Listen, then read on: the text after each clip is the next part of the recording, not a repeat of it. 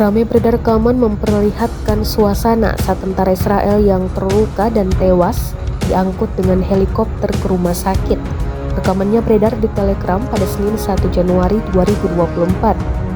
Dalam keterangan unggahan disebutkan sejumlah tentara IDF yang tewas dan terluka diangkut dengan helikopter ke rumah sakit Soroka dan di rumah sakit Hadassah yang diduduki.